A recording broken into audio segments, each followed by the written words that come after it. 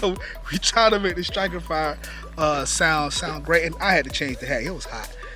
Sweated right through the next one. But the main complaint that people have, some people, may have a little debate on this, is the lack of an external trigger on most striker fire firearms.